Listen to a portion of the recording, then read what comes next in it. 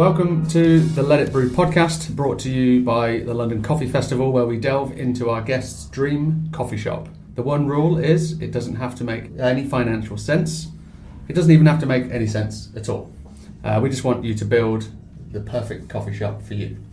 I'm Alex Dantes-Smith, and without further ado, please welcome today's guests, Rob from Slayer and Freda from Origin Coffee Roasters. Welcome, both of you. Thank you. Thank you for joining us. Oh, you're welcome. First of all, let's see what you guys do. Rob, what do you do at Slayer? So I head up the Slayer brand for the UK market. So it exists within part of Chimbley Group as well now. So I also have responsibility for Chimbley distribution as well within the UK. But from the Slayer point of view is just heading up and making sure that we're present and that, we're growing the brand within the UK of the espresso machines. So Love it. Freda?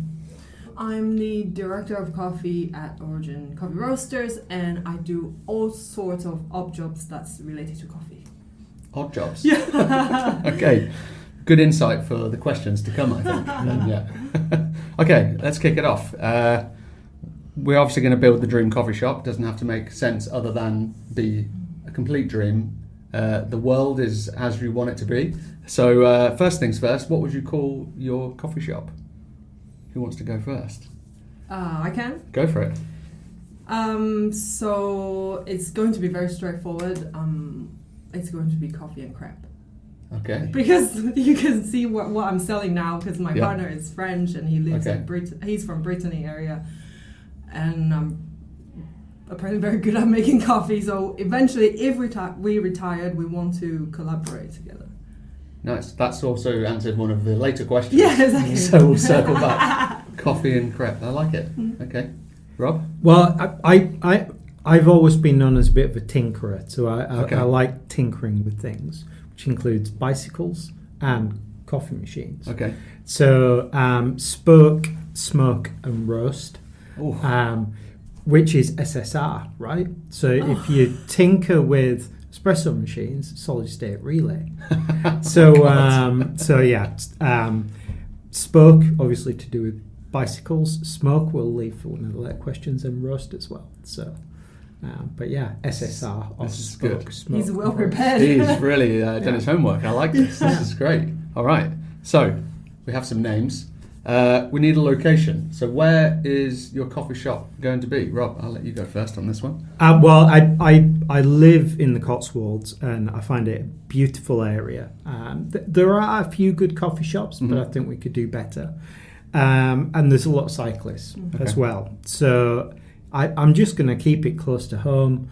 Cotswold town, maybe something like Fairford, which is beautiful little town. There's a couple of coffee shops there, but we could do with something, maybe run by me to make the best coffee ever. But so keep it in the Cotswolds, attract the cyclists and people who love kind of good coffee, good food. I always intersect with cyclists when I drive in that part of the world. It's literally intersect and upset them. Yeah. All right, that sounds really good. Yeah. Freda, what about you? I'm thinking south of France. Yep. Along the beach, and then you can have seasonal jobs, and open in the summertime, and then just chill, coffee and crepe. Is there a particular town in the south of France that you like? It definitely has to be tourist, but no, not identify yet. Okay. Is there a place down there that maybe you've been to that's lacking a good coffee shop? Everywhere. Yes, that's exactly what I was hoping you would say. There's a big market for us. Yeah. Okay, nice. I mean, beautiful part of the world to have a good coffee. I was there not that long ago and did not have a good coffee and also didn't eat a crepe, so don't steal my idea. Okay, let's move on. We have names, we have some locations. Next thing we need is coffee. So how are you going to do it? What's the coffee going to be? Is there a particular roaster that you want to feature? Is it multi? Is it one? Is it your own? Is it something else? Tell me what you would do for the coffee. Me first? Sure. I think for me it's going to be multi-roasters, or potentially I would like to roast myself.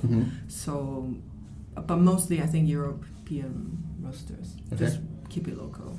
You can name some favourites if you want. There is Khartoum in Paris. That Fantastic I know of. roaster, yeah. Yeah. What else? Barcelona Nomad. Yeah. I'm just gonna rotate, and I think nice. I'm gonna ask for samples and then try it out, and then it's really good. Just gonna put it on bar. Keeps it exciting for your potential customers as well, right? Because there's always something new, something different to try. Yeah. Yeah. Great. What about you, Rob? Well, I mean, it kind of comes on to maybe some of the other stuff we're going to talk about, but I've kind of been a little bit obsessed and not actually got hands-on with the Bellwether roaster. Oh yeah, that's really interesting. I kind of like the concept and like the idea, especially, low emissions, all that stuff, which is really good. So I'd like to have one of those in the shop, along with some other bits that we'll talk about later, and roast my own. But also do a thing where people can come in and roast their own, so they can put it in, select the program, and so it becomes interactive. But also, there's so many good roasters. Of course. Having a bit of a cycle hit with the Spoke name, I guess I've got to feature Crankhouse, right? Yeah, it's a good segue there. It's a good link, but also a matter of concrete. Rob's roasts are incredible. Big fan. So definitely that blow you away kind of espresso kind of moment. Yeah. Clifton, they're not that far from where I am. I love a lot what they do. Some of their experimental stuff is good. Obadiah, Lucid, there's so many to choose from, and I'd probably just kind of buy a box when it runs out. We go on to somebody else for the guest roast and just keep it fluid, keep it moving, and look at the best ways to brew each one of them and kind of work through that, I think. And that's quite a roster of roasters you've listed there. Yeah. It's a bit of a mouthful to say, actually. But I think, the house stuff all being roasted on the Bellwether. Love it. Selected by me, but also people can come in, roast their own, take that bag away with them as well, which I think be super nice. They can sit, have a coffee, watch it being roasted, and then it's an experiential coffee shop. Yeah. That's really cool, actually. I like that a lot. So, but I think because it's very visual, in terms of it's almost like a coffee vending machine, right? So it's I kind of like that. So. It's superb, great idea, and actually it probably leads into the next question, which is. What's the unique trait of your coffee shop? Is there something that people are going to go, I want to go to Coffee and Crêpes because they have this specifically? I'm going to be tacky, but it's just going to be good coffee. Okay. That's not tacky, that's a good thing. Yeah, but I feel like that's almost like for specialty coffee, it's like a requirement already. Of course. But I do think that it can be a bit different by using different water, using different filtration systems, choosing the right roasters to highlight the beans that they roasted, or how I want to elaborate using different batch brew or espresso machine, and really just to spread the love of specialty coffee. I don't like to use the word educate anymore, because I feel like French people, or I don't know, international specialty coffee friends are already quite, having higher standard of knowledge already. Not per se the French side, local people, but it's a great entry. I don't want to be snobby. I think that's it. That's like my motto. My cafe will not be snobby. I'll present the best coffee, tasted good quality of the roasters, and good crêpes, and that's it. Take it. Sounds good. Yeah, I like that a lot. Well, obviously the Bellwether thing is part of it, but also Spoke. So have a little cycle repair shop in there. The smoke piece, though, is obviously we don't want to smoke coffee, but we're going to smoke great meat. Yep. So I would have a couple of big green eggs with nice ventilation. What a great product that is. Out in the cafe. Yeah. So obviously proper ventilation and stuff above it, so people can see the meat being smoked probably for the next day. So it's like you can see it today, eat it tomorrow kind of thing. So low and slow, but also because, we're going to talk about equipment, but I'd have a Slayer espresso, which is kind of low and slow espresso, right? Yep. So low and slow meat, low and slow espresso, and then cycle repairs as well. And then the bellwether with the roast, so smoke, roast. And it's really specifically, well thought. it is really, you've done your homework. Yeah. To keep in with the low and slow, is it slow cyclists only as well, or? Ooh, How come? yeah. Me too. Well, you know, all cyclists welcome. Can I turn up on my Lime bike? Yeah, Great. You would you would still be accepted. Yeah, sounds great. You don't have to wear lycra to get in. Just Like that. That's a good thing. Yeah. It's probably a very good thing at times, but yes, but, especially when there's smoked meats. Yeah. You want to sell them. Yeah, exactly. Okay, so going to go straight back to you with the next question, which is equipment.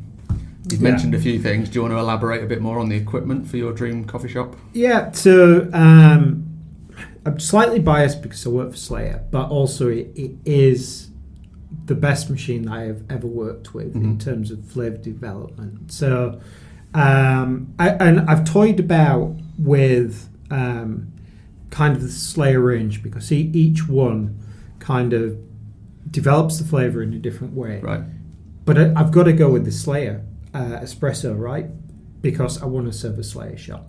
And I want people to taste the best expression of the espresso that can be. So for me, that's it. And we can also, you know, correlate it to that low and slow with the meat and everything else.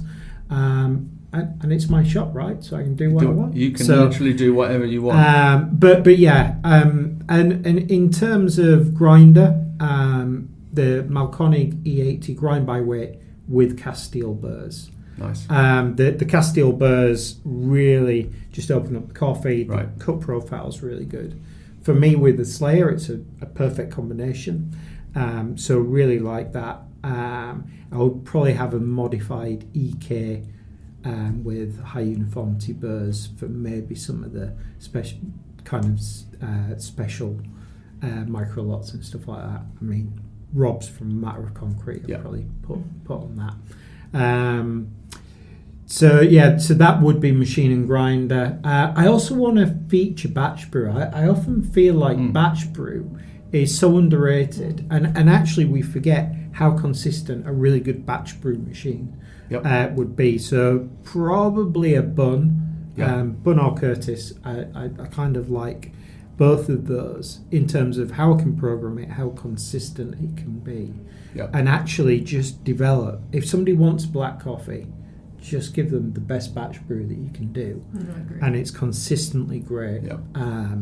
And especially with some of the roasters that I would want to use, then I think it would just develop so much flavour. I mean, batch brew is the go-to for me when I walk into a coffee shop. I don't have to think about it, and then if it's good, I come back. It's just simple. It's quick. It's ready. I love it.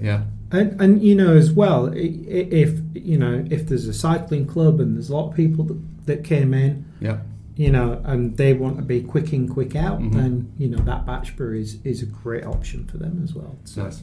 So yeah, sounds good to me. What a setup. Yeah. Freda, what about you? He's very specific. I feel like I'm not prepared for. You're just going to say, "I'll have a coffee machine." Exactly, that's it, and a batch brew. Done. No. I'll sell you a Slayer. There's deals to be had.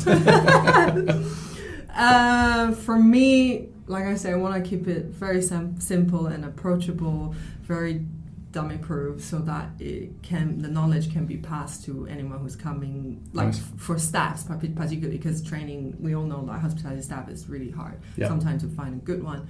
So really simple, Lamazogo BB. And then grinder will be Malconic as well.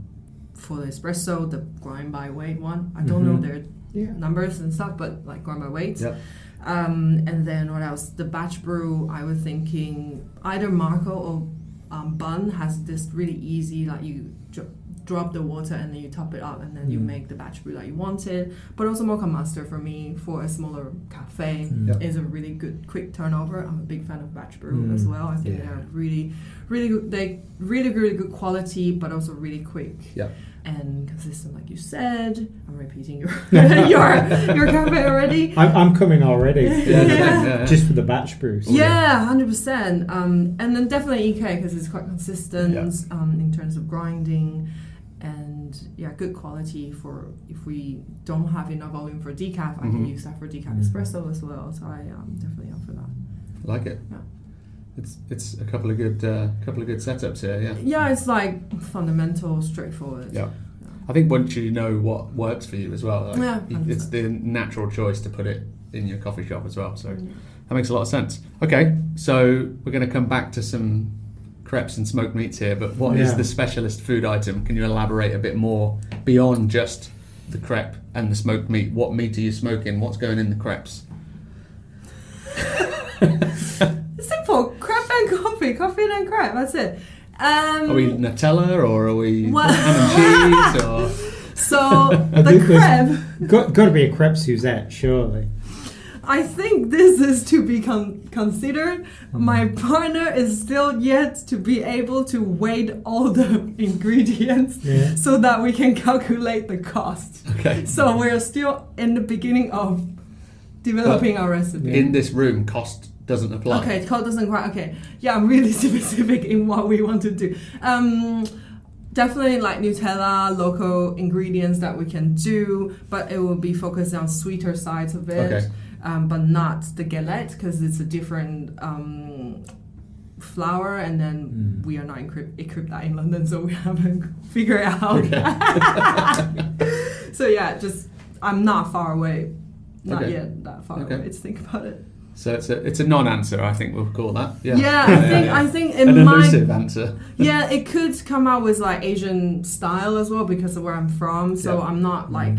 I haven't really think about particular, but just like it's gotta be crêpe there, and with Nutella, banana, and that's it.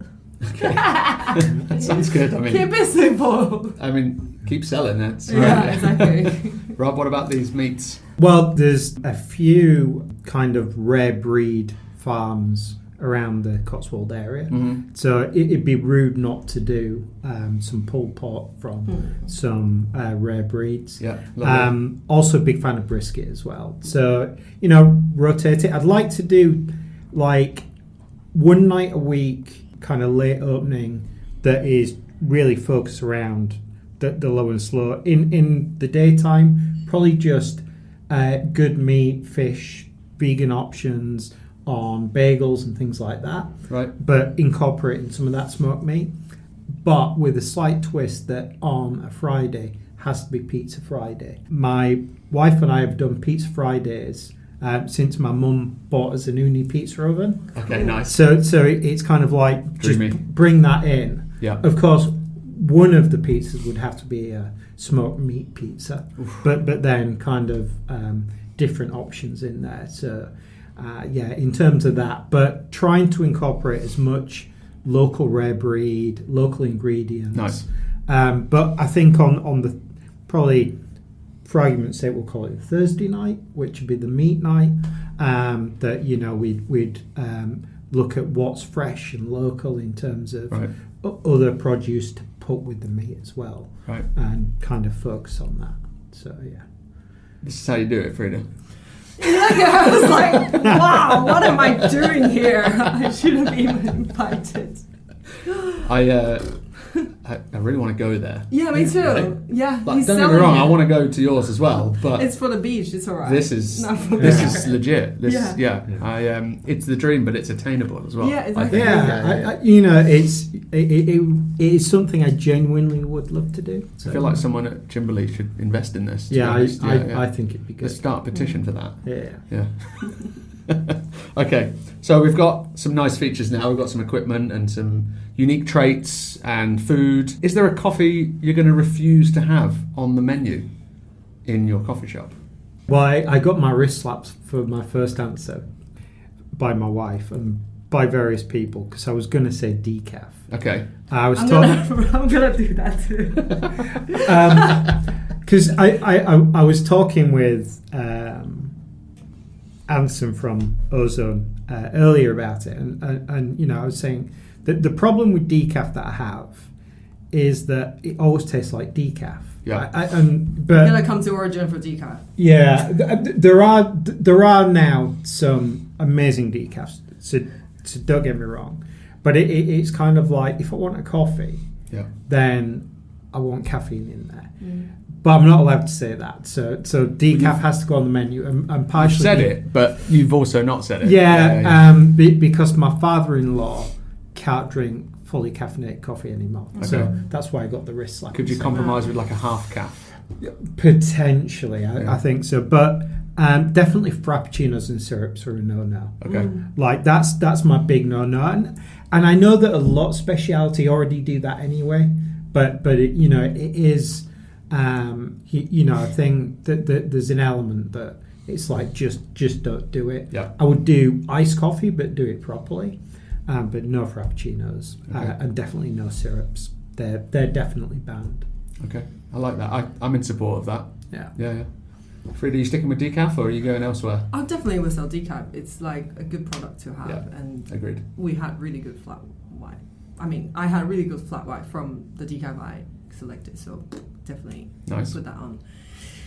It's controversial. Potentially, it's cold brew, but I think it can come down to the complexity of operation. Like it's easy for me to get ice and then put some espresso and then cold milk and then there you go, or ice Americano, or maybe flash brew or something. But I just think cold brew is very different than what I want to elaborate for.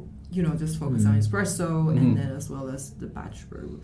So, but But we still do cold brew. I mean, it's not like I don't like it, but I just feel it's operationally can take a lot of time. Or maybe people would argue no, but I still want to focus on espresso. It's easier, quicker.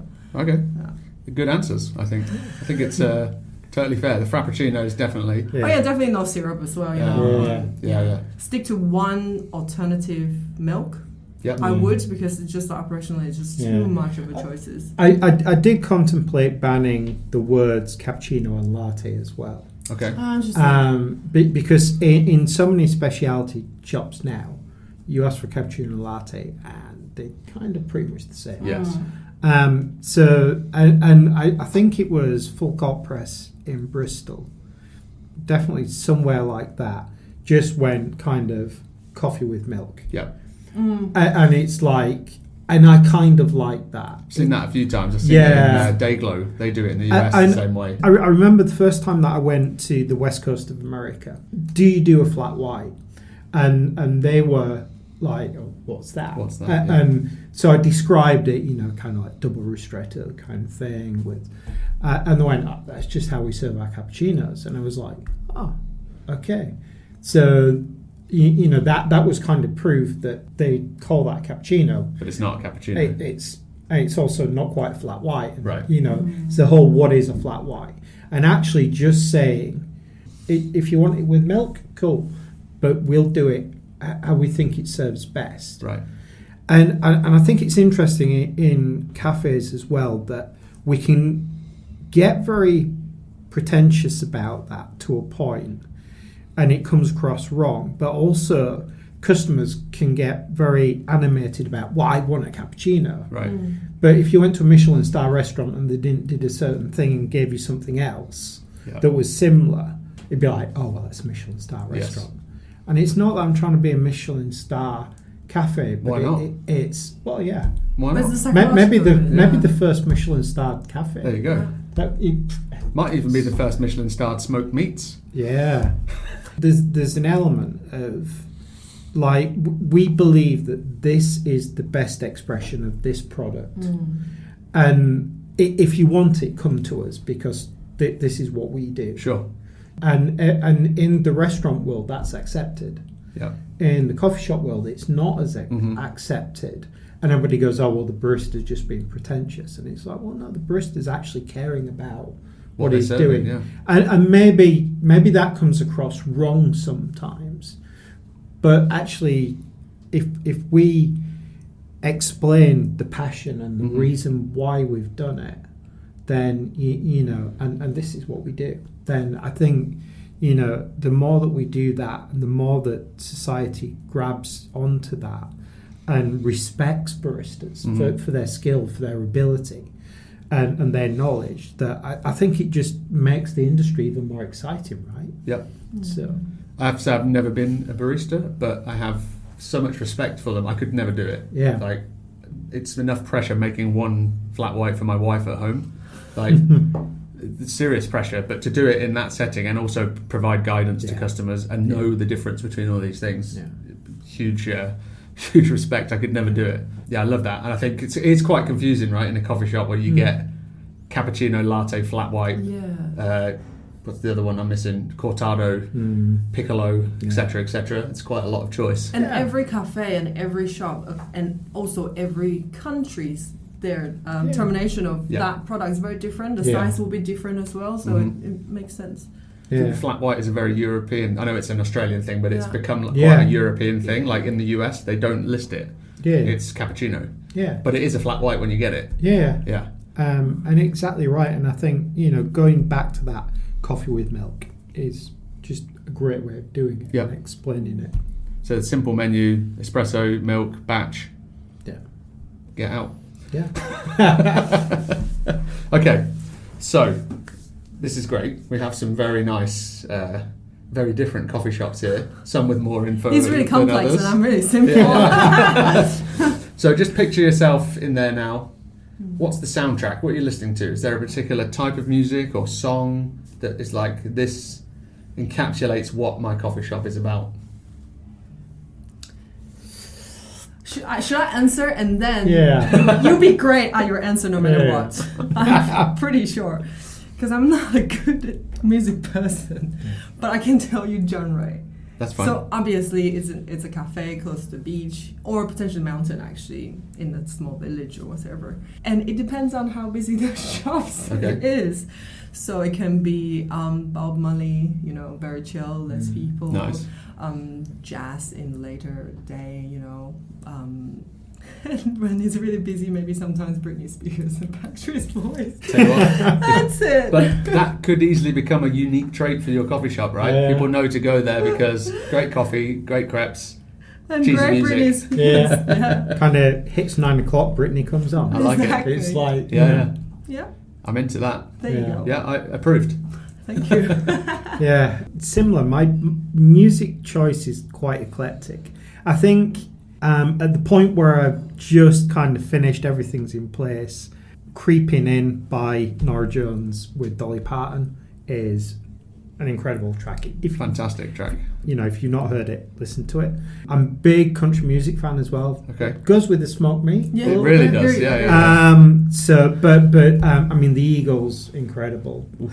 But probably if I needed to chill out, because it's taken a lot of effort to get the cafe where I want it, so maybe to chill, Eric Clapton's Unplugged album from MTV is still one of my favourite albums, and that I'd just be able to sit back, look at the finished product, listen to that whole album, and just enjoy the moment. I think you can see it. He's so just visual. looking in the eyes there. He's there.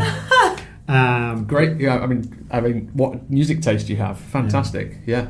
I know. Yeah. What an album that is as well. I would happily go there and listen to that. Yeah. And bug you for a cappuccino. Yeah. Yeah. I'd be like, just with milk. Just with milk. Yeah. I love it. Well, I think we've built some very, very nice coffee shops here, and I hope to see them happen one day because they're actually pretty realistic and attainable with a small investment, maybe. Guys, thank you so much for joining us today and chatting about this. It's been really good fun. Thank you. You've been listening to the Let It Brew podcast, brought to you by the London Coffee Festival with me, Alex Dantes-Smith, and we'll see you on the next one.